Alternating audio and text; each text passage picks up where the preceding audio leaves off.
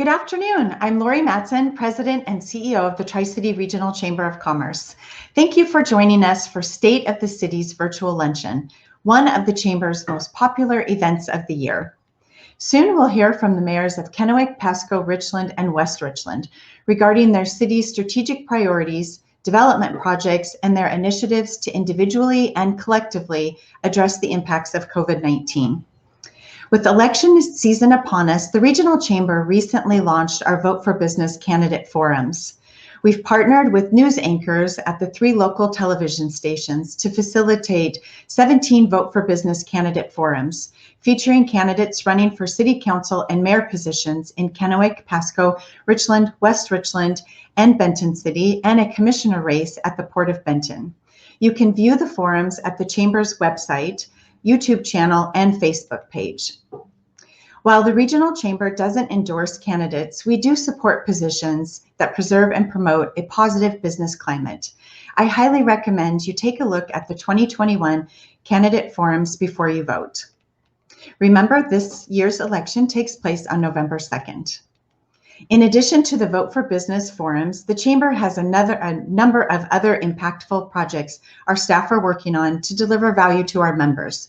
Jody O'Connor, the Chamber's in-house PTAC counselor, has been helping her clients and hosting workshops to assist small businesses win government contracts. Our Workforce and Education Manager, Brooke Merland, has been overseeing the launch of the Washington Workforce Portal, connecting students and employers for internships. The Chamber's program manager, Logan LaPierre, is in the process of distributing $30,000 to businesses that received grants through the Small Business Incentive Program. The Chamber's marketing and communications director, Austin Regenball, has just finished production of this year's annual meeting and awards luncheon, the Chamber's largest video production to date. And the Chamber's Vice President, Elizabeth Holt, is currently planning next month's Tri-Cities Diversity Summit. We'll have more information on that event in a little bit.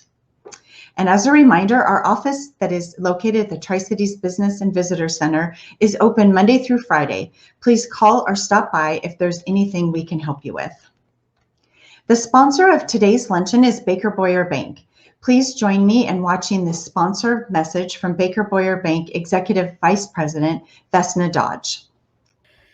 It is my pleasure to welcome you to the State of the Tri-Cities virtual membership luncheon. On behalf of Baker Boyer Bank, it's a privilege to be a part of this important annual event. On a global level and a community level, these past 2 years have brought us many unexpected and unprecedented challenges. I'm grateful to be a part of a community that has risen to the occasion and has found innovative ways to provide support to the individuals, businesses, and communities that we serve. Helen Keller once said, "All the world is full of suffering. It is also full of overcoming." I'm proud of the way that the Tri-Cities has faced and overcome many formidable obstacles and has demonstrated resilience and tenacity. Together, we have continued to move forward with excellence and, most importantly, optimism.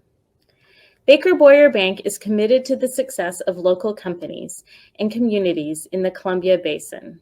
We are honored to be a part of this community and to support the work of the Tri-Cities Regional Chamber of Commerce. We hope you enjoyed today's presentation.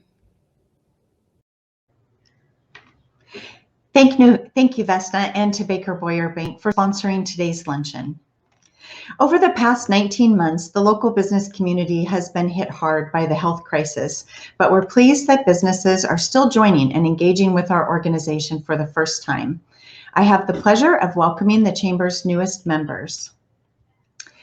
Want to welcome Craft 3, Crumble Kennewick, Growing Forward Services LLC, Jersey Mike's, Peak Homes, Safe Harbor Support Center and My Friend's Place, Schweitzer Engineering Laboratories, Synergy One Lending, Aimed for Health, RDO Equipment, A&A Roofing, and Hanford Laboratory Management and Integration LLC. I'd like to thank you all for joining the Chamber.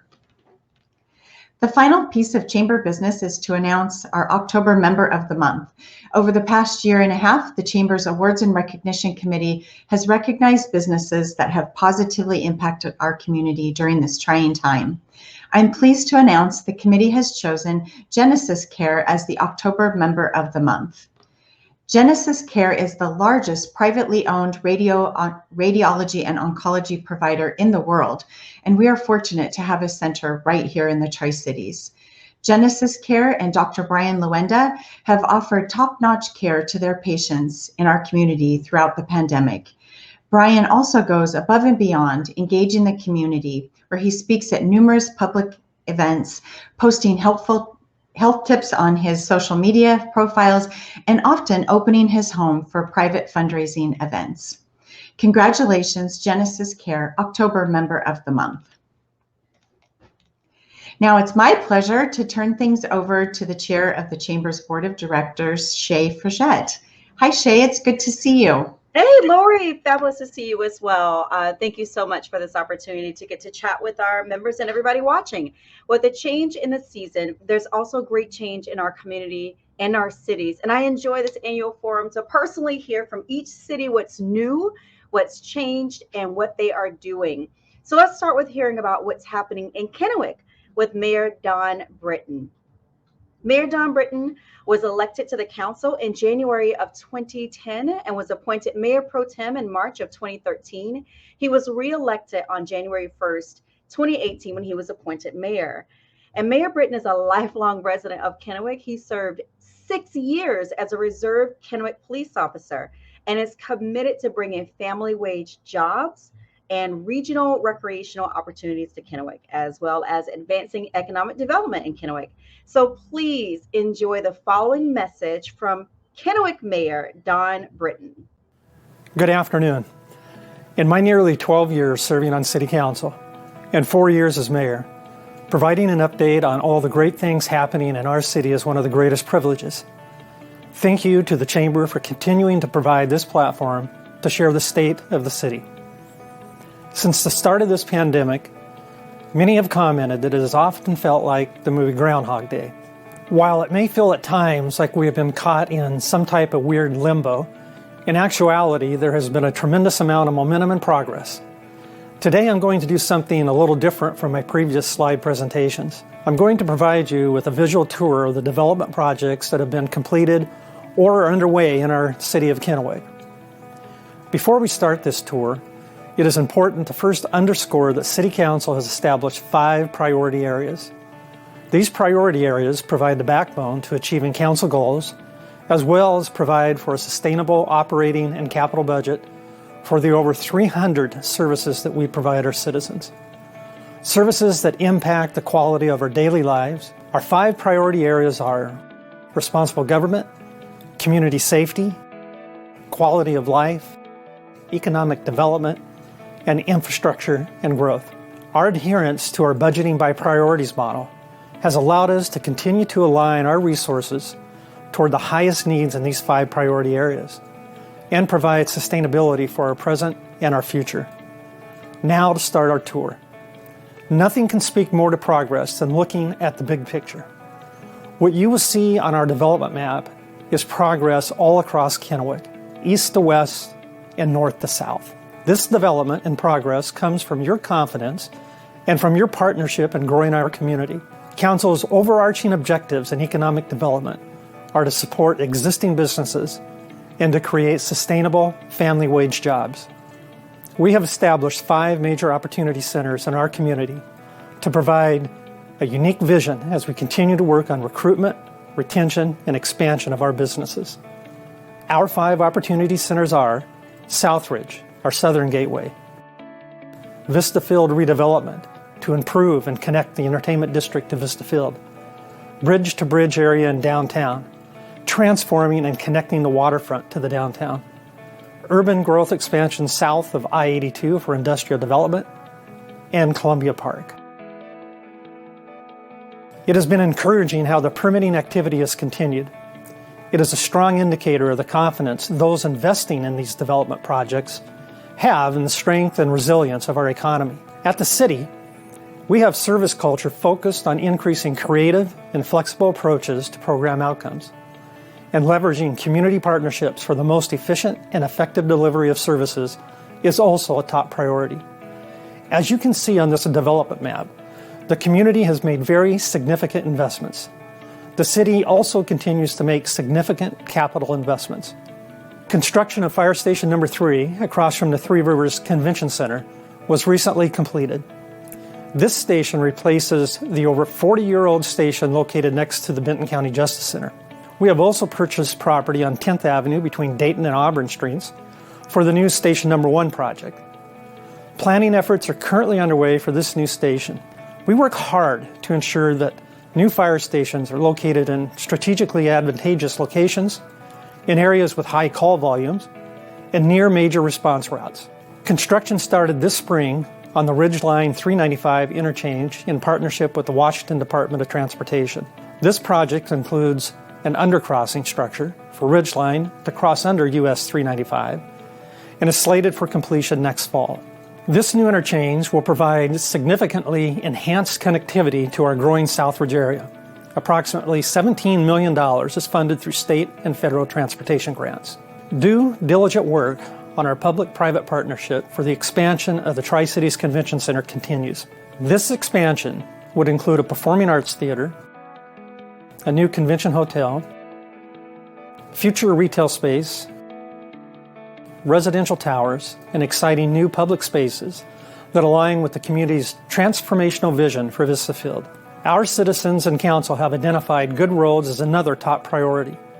The 2021-2022 budget sustains the $2 million annually for pavement preservation. An additional $1 million was also budgeted to address areas in most need based on road condition survey results. This means a total investment of $5 million in pavement preservation projects this biennium. The work on conveyance of Columbia Park with the United States Army Corps of Engineers continues in partnerships with our neighboring jurisdictions, community stakeholders, and federal legislators. In addition to the enhancements made throughout the years, the city spends over $500,000 annually on park maintenance for land we do not own, but lease from the Corps. A recent shoreline stabilization project was completed, another investment example by the city. Our award-winning partnership with the Port of Kennewick remains strong. Together, we are able to leverage our individual resources and capitalize on creative financing solutions to implement unique development opportunities that we would not have been able to do as easily alone. These projects are shaping the future of our region, both in Vista Field and along our waterfront. Our businesses and residents have identified safe drinking water as their number one priority. Significant system infrastructure improvements and maintenance projects to safely supply our existing growing population are funded. One of our recent major projects is the replacement of a 10 million gallon water reservoir that provides significant water storage capacity for the city. And to support our growing community, plans for major upgrades to the city's wastewater plant are underway. Despite the ongoing challenges of the pandemic, I am pleased that the City of Kennewick has been able to provide a high level of service to its citizens, with only minor interruptions in certain programs due to the statewide COVID safety restrictions. We have faced many challenges, and a tremendous amount of work was done to continue to push for the safe reopening of our community during state-ordered closures. As you know, our community was subjected to the longest period of closure restrictions in Washington. Throughout, we worked weekly with the governor's office, state and local health officials, and our partners to be a strong voice for you. We also worked in partnership on multiple messaging campaigns to promote safety protocol solutions, and were a key partner at the mass vaccination clinic located at the Benton County Fairgrounds. As a business community, you repeatedly stepped up to the plate to provide creative solutions to reopen safely, and we vigorously promoted your efforts and advocated that your business could remain open and keep people employed. It was not an easy battle. Despite the pandemic and despite the setbacks from the prolonged mandates from Olympia, the state of our city mirrors that of our community: strong, resilient, optimistic, and forward-focused. Our success comes from our partnerships, shared strategies, and a collaboration to implement a shared vision for our future. On behalf of the City Council and City staff, I thank you for all that you do, and we look forward to continue working together with you and for you.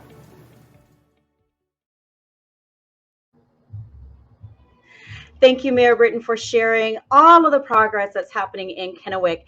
And next we have Pasco Mayor Saul Martinez.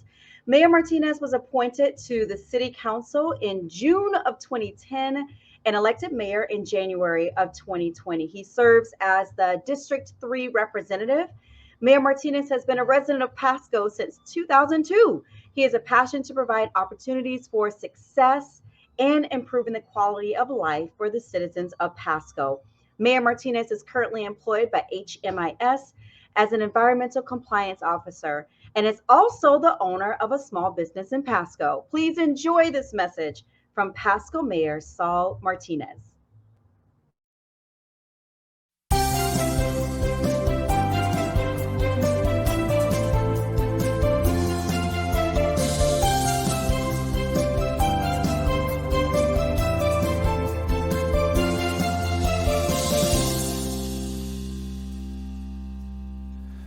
Thank you once again to the Tri-City Regional Chamber of Commerce for hosting this year's State of the Cities address. While the challenges of our COVID pandemic continue for our community, I am pleased to report that 2021 has been one of the most exciting years in recent memory as far as announcements about current and future development in the city of Pasco.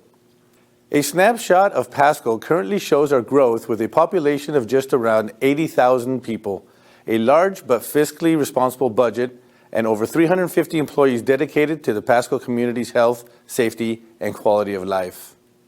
This graph shows Pasco's tremendous growth in the 21st century, as seen by the bar graph, and the steady rate of growth, as seen by the purple line. Pasco is slated to grow by nearly 50,000 people by 2038, and City Council, as well as staff, is dedicated to the strategic planning and follow-through to accommodate that growth. That growth in population has also paid dividends in our assessed value.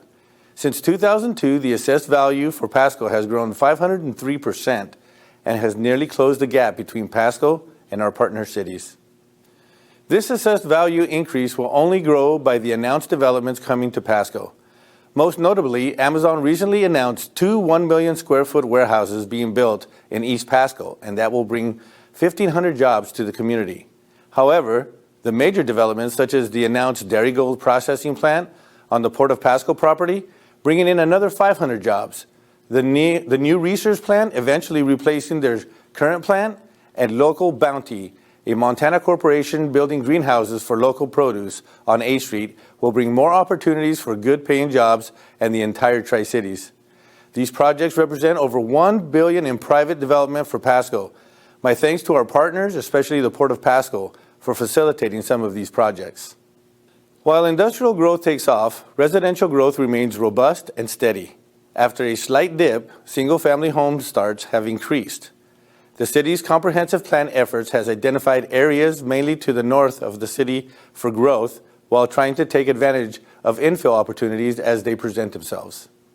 As if $1 billion of industrial development wasn't enough, I am pleased to note that the long-awaited Lewis Street Overpass project is under construction in downtown Pasco. The overpass will replace the over 80-year-old underpass, which is obsolete and lack of adequate ADA and bike access.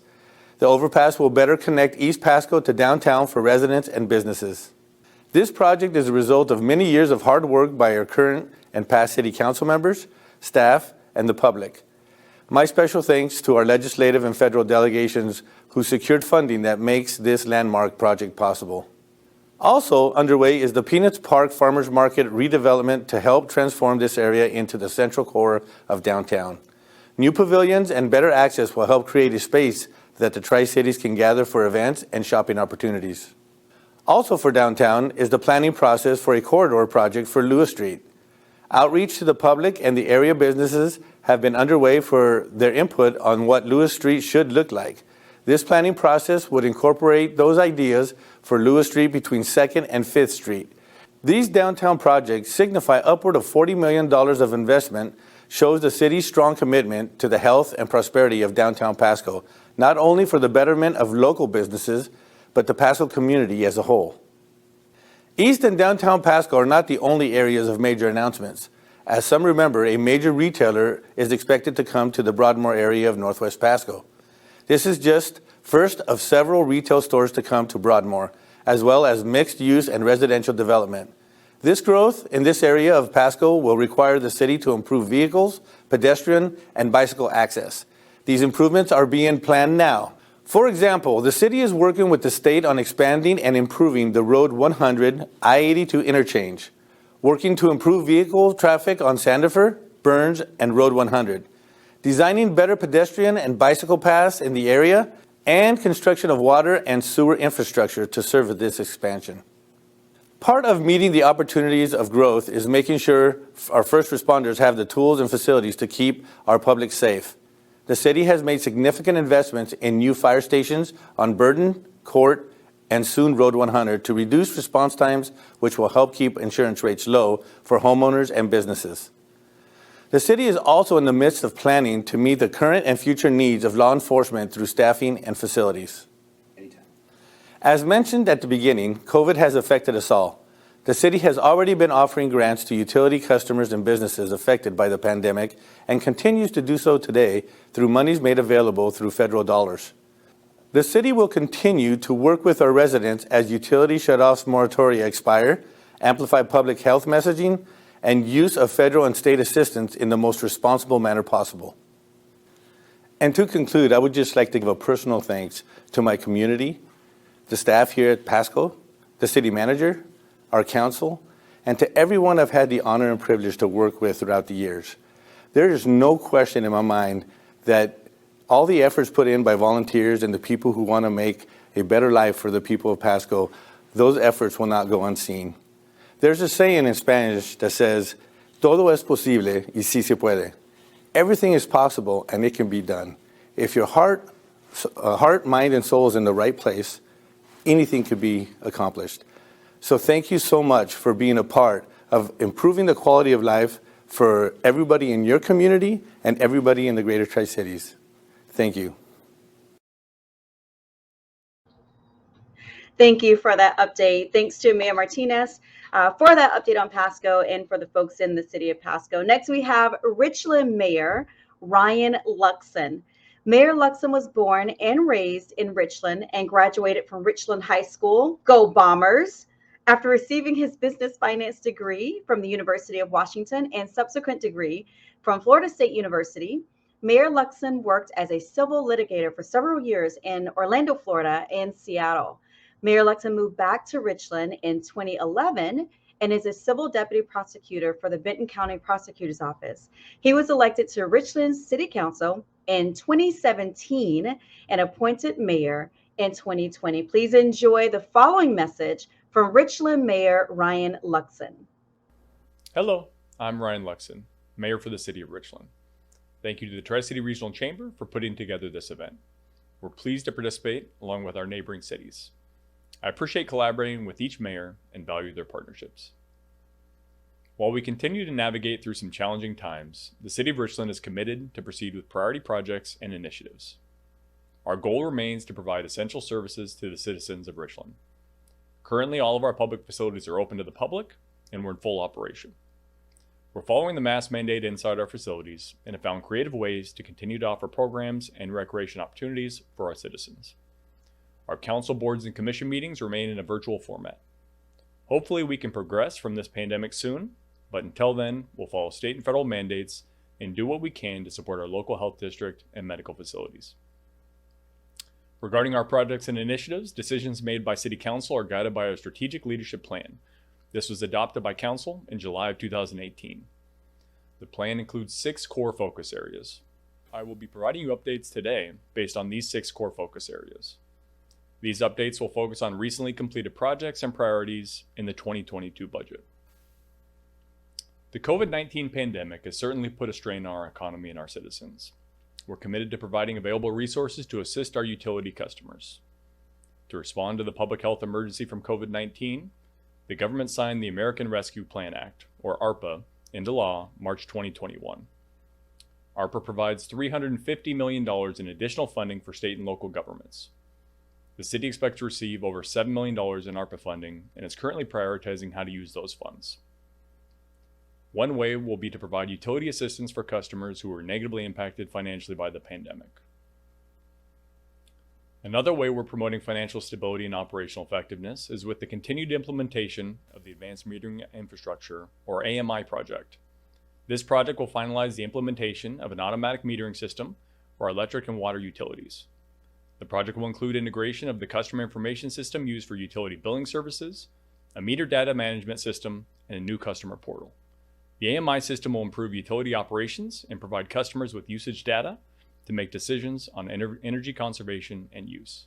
This project will be completed in 2022. Successfully managing and maintaining our city infrastructure and facilities is a top priority. This month, we're finalizing construction improvements on Columbia Park Trail. These improvements were designed to complement the Island View area's waterfront access by adding dedicated bicycle and pedestrian features to the current street between Fowler Street and the Hanford Reach Interpretive Center on the east. The project also reconstructed the street to add a center left turn lane where needed, new curb, gutter, sidewalks, bike lanes, street lights, storm drainage facilities, and landscaping on both sides of the roadway. These improvements will help improve the functionality of this popular roadway that runs parallel to the river. In 2022, 2 projects are scheduled to be undertaken for a Center Parkway extension. These are referred to as the North and South extensions and have been planned for several years. The projects will construct a new 3-lane roadway with bike lanes, curb, gutter, and sidewalks on both sides of the street from Tapteel Drive to Gage Boulevard. This will greatly improve access to businesses and future growth in the Tapteel Center. The South project will complete a segment of the South Richland Collector Street system and thus improve connectivity to development south of Gage Boulevard. While property acquisitions are still being finalized, full funding project identified, the planning and design process is underway. This year, improvements were completed to the Richland Community Center. The Community Center was constructed in 2001 and hosts hundreds of visitors each day. In addition to the new roof it received this year, in 2022, we'll be making improvements to the interior in wood finishes, flooring, kitchen equipment, bathroom fixtures, doors, paint, and lighting. The popular Columbia Point Golf Course is owned by the city, but privately operated. The clubhouse has not seen significant improvement since 1996.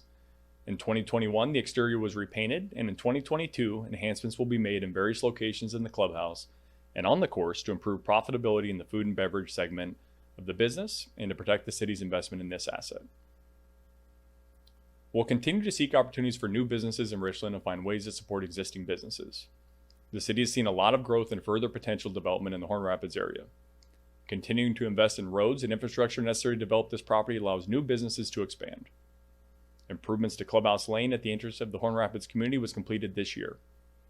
The next phase of the project is planned based on current anticipated needs for land in the Horn Rapids Business Center, Commercial Center, and Industrial Park.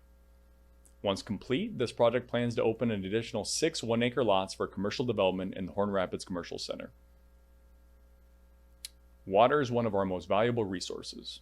In 2022, several projects have been identified to help improve stormwater management throughout the city.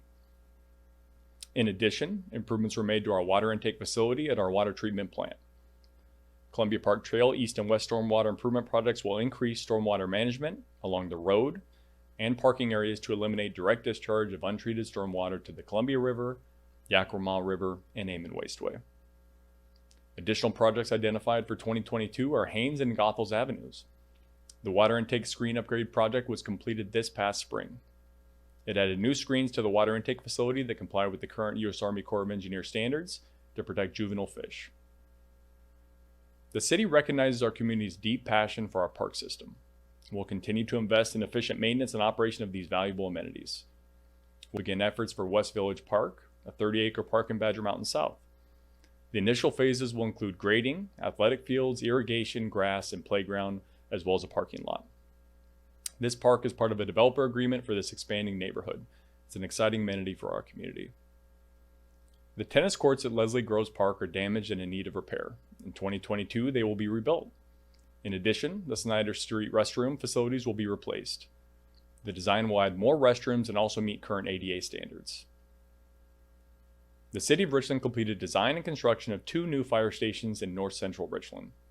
These stations provide a location and resource for both fire and emergency services staff as well as police services personnel. We recently held a grand opening for Fire Station 75 in North Richland. Located at 1005 Bateau Boulevard, the new facility will address current and anticipated growth in North Richland. This includes the existing PNNL campus, Horn Rapids Industrial Park, WSU Tri-Cities, the additional acres acquired by the DOE land transfer, as well as the continued residential development in North Richland. We'll celebrate the opening of Station 73 next month, and this project included transitioning the existing Station 73 to a new location at the intersection of Jadwin Avenue and Highway 240. The updated access will help improve response times and coverage in north central Richland and the Horn Rapids area. The Richland Police Department has been working diligently with leadership and council to come into compliance with House Bill 1223. This bill requires electronic video and audio recording of law enforcement interactions within the community. Studies have shown that body-worn cameras improve the interactions between police officers and the citizens they interact with.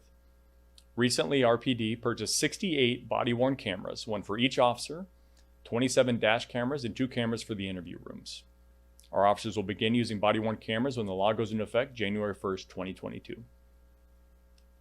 These projects and priorities I shared with you today are available on the city's website. It's been a privilege and an honor to serve the citizens of Richland as their mayor. The last several years have been very challenging to us all on both personal and professional levels. With that said, Richland has weathered this pandemic better than most cities, and I've never been more optimistic of our future. I would like to thank you all so much for the opportunity to address you today. Thank you. Thank you, Mayor Luxon, for the update from Richland. Well, we have the mayor of West Richland, the city of West Richland. So last but certainly not least, we'll hear from Mayor Brent Gary from the city of West Richland. Mayor Gary is serving his 2nd term as the mayor of West Richland. In addition to overseeing the day-to-day operations of the city of West Richland, Mayor Gary also sits on 13 local boards and commissions within the region. Mayor Gary and his wife Denise have lived in West Richland for over 25 years. They have 2 daughters and 4 grandchildren who all live in West Richland. Mayor Gary and Denise are 2nd-generation owners of Richland Auto Care Center, having purchased the family business from Denise's grandfather 30 years ago. Please enjoy this message from West Richland Mayor Brent Gary. Good afternoon, everyone. I'm pleased to be here to give the State of the City's presentation for the City of West Richland. I'd like to thank the Tri-City Regional Chamber of Commerce for hosting today's virtual event. I would also like to thank the cities of Kennewick, Richland, and Pasco for your continued collaboration and cooperation. It's been a pleasure working with each of the city managers and mayors to advance the development of our region. The City of West Richland is a growing residential community with a diverse tax base, largely residential. The city is part of a strong Tri-Cities economy with access to broad employment opportunities. The Tri-Cities is a home business ranging from U.S. Department of Energy, National Laboratory, and high-tech firms, environmental as well as engineering, companies with foods and growers and processors, wineries and manufacturers. The city also has the highest median income in the region. As you can tell driving through our city, there is a continued growth. The City of West Richland has welcomed the growth and continues to plan and prepare for the planned additional growth that makes West Richland so attractive for families. In order to facilitate the commercial and continued residential growth, we have been focused on keeping infrastructure plans ahead of the demand. The city has been working on a number of transportation, utility, and facility projects that will continue to enhance the quality of life for the West Richland residents. One project of significant importance to our community is the SR 224 Red Mountain Transportation Project. This is a $26 million project with funding from the Washington State Department of Transportation by way of the 2015 Connecting Washington project. This project is currently in design, environmental, and road right-of-way acquisition phase. This plan will provide additional travel lanes and pedestrian facilities along the Van Giesen corridor, and the construction is scheduled for 2024. The widening of SR 224 Van Giesen is just one part of many improvements being made to the SR 224 corridor. Since the beginning of 2020, there has been over $6.8 million of local and private investments made to this corridor, including the Bombing Range Road Bridge rehabilitation in 2020, the extension of Keene Road in October 2020, improvements to both SR 224 and Paradise Way and SR 224 and 38th Avenue intersections, and the extension of Paradise Way to be completed this month. These projects improve connectivity and safety for our residents and visitors traveling through our beautiful city. Another major transportation project worth noting is the revision of the Bombing Range Road Keene Road roundabout. The city conducted a study to determine how to increase this intersection's capacity, and it was determined that converting the roundabout to a signalized intersection would provide the best result. Many aspects of this conversion were considered, including right-of-way acquisition, access to nearby roadways, and other safety, and those utilizing our regional trail system that runs adjacent to Keene Road. This project is currently in design phase, and the city is still seeking funding for the construction. But once complete, it should reduce travel times during our peak hours. The city continues to work on the Well Number 10 Aquifer Storage Recovery Conservation Project, which is an upgrade to an existing system that will provide for fresh, clean water to residents and will support growth through 2038. The Aquifer Storage and Recovery Project is a partnership with the Department of Ecology and West Richland to meet the demand in an environmentally friendly, sustainable manner by withdrawing Columbia River water during high winter month flows and storing said surface water in an underground aquifer until needed to meet peak summer demands. This is not only a fish-friendly project, but an orca-friendly project, and eliminates the need for expanding withdrawals from declining groundwater aquifer while enhancing aquifer sustainability and water quality. We cannot mention West Richland capital projects without mentioning the new West Richland Police Facility. This new facility made possible by the voter-approved bond in 2019. It is scheduled for completion in December of 2021. This project is on time and on budget, while at the same time delivering all commitments made to the voters in 2019. This will be a premier police facility in the Northwest and an example of a public project in which the entire community can be proud of. This will provide for police operations for services for the foreseen future. I would like to thank the West Richland residents for approving the bond to pay for the new facility. And also like to thank the other funding partners, including Benton County, Washington State Department of Transportation. The city wouldn't be able to accomplish this without these supporting partners.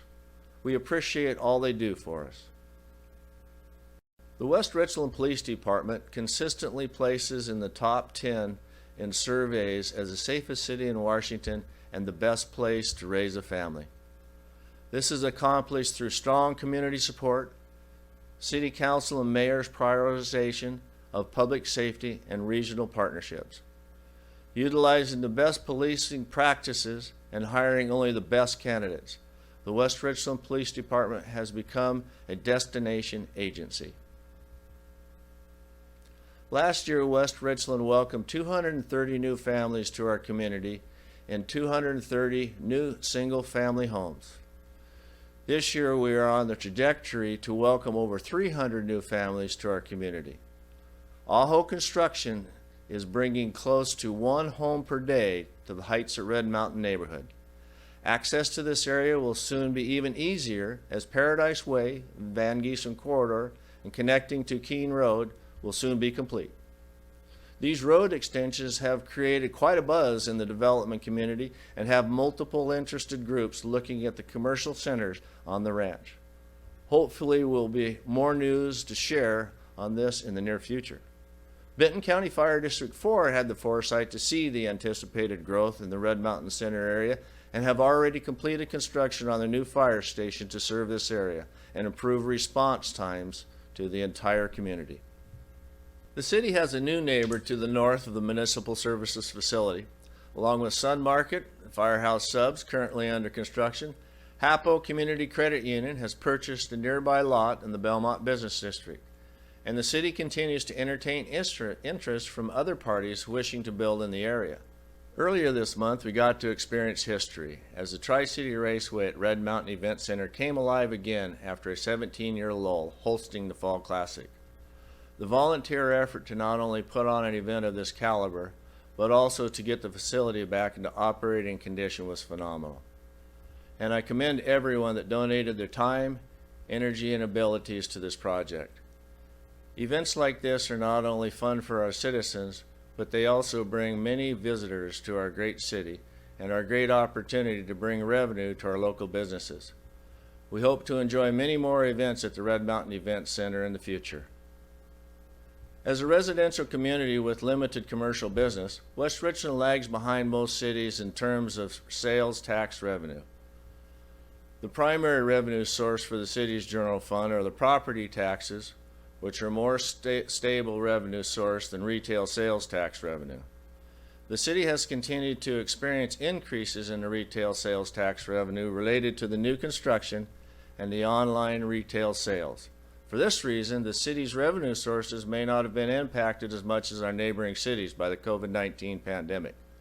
City leadership and staff are continuing to monitor the situation very closely, and any possible impacts of this will have on the city's budget. The city has a very strong general fund reserve position, with the 2020 ending fund balance well above the reserve goal. The purpose of this reserve is to provide funding during emergencies and economic uncertainties, and for unanticipated operating expenses or revenue shortfalls that may affect the city's operations, which could not have been reasonably anticipated at the time of the original budget was proposed. I would like to thank the city staff who work hard every day towards the West Richland's mission statement to provide the quality of life that makes West Richland a safe and desirable place to raise a family and call home. I would also like to thank the city council members for their leadership and continued support in making West Richland a financially stable and well-balanced community. Their dedication to establishing policies, goals, and priorities has been remarkable. West Richland is a vibrant, exciting, and beautiful place to live, work, and play. Thank you for this opportunity to present the state of West Richland this afternoon and to inform all of you the exciting things that are happening in our city. Thanks to Mayor Gary for that great update, and we greatly appreciate all of our mayors and city staff for helping to produce these messages for today's program. We're fortunate to have many generous members of the Tri-City Regional Chamber of Commerce. Today we have two fabulous gift baskets that were donated by our sponsor, Baker Boyer Bank. These winners were randomly drawn prior to this luncheon. The winners today, drum roll everybody, Myra Reyna with the Port of Pasco, congratulations, and Jenny Espinal with Oasis Physical Therapy. Congratulations to you both. Elizabeth Holt will contact you to receive your prize. And if your company would like to donate a future giveaway, please don't hesitate to contact us. Before we wrap up, I'd like to thank Baker Boyer Bank for sponsoring today's luncheon, Kennewick Mayor Don Britton, Pasco Mayor Saul Martinez, Richland Mayor Ryan Luxon, West Richland Mayor Brent Gary, the city staff who helped make today's presentation possible. And of course, thanks to all of you for attending today's virtual luncheon. As Lori mentioned earlier, the Chamber staff is currently working on putting together a great program for the Tri-Cities Diversity Summit next month. The Diversity Summit is an important opportunity for open, meaningful dialogue within our community on issues that affect residents and businesses. This year's virtual summit will be comprised of 5 sessions over 3 days, Monday, November 15th through Wednesday, November 17th. So go ahead and mark your calendars right now. This year's sessions include Dimensions of Diversity A to Z, Critical Conversations, DEI Toolkit Workshop, and engaging CEO panel discussion and the keynote From Optics to Action, Getting Real About Diversity, Equity, and Inclusion. Registration for the Diversity Summit will open soon at tricityregionalchamber.com. The Regional Chamber is also looking for help from the community to identify the 2 most deserving nominees for the Tri-Cities Champion of Diversity Awards. The nomination form can be found at the URL on your screen. The Tri-Cities Champion of Diversity Awards aim to recognize an individual and a member organization that demonstrate outstanding achievements and sustained commitment to the pursuit of diversity and inclusion in the community and workplace. So if you know of someone, please complete that nomination form. The deadline is this Friday, October 22nd. A video of today's luncheon will be posted on the Chamber's YouTube channel and shared on our Facebook page. So do us a favor, pass this link along to your friends, family, and coworkers. We had some fabulous updates from the cities today, and hopefully we get to share that message with everyone out there. Thank you so much for joining us. Have a fabulous, fabulous day.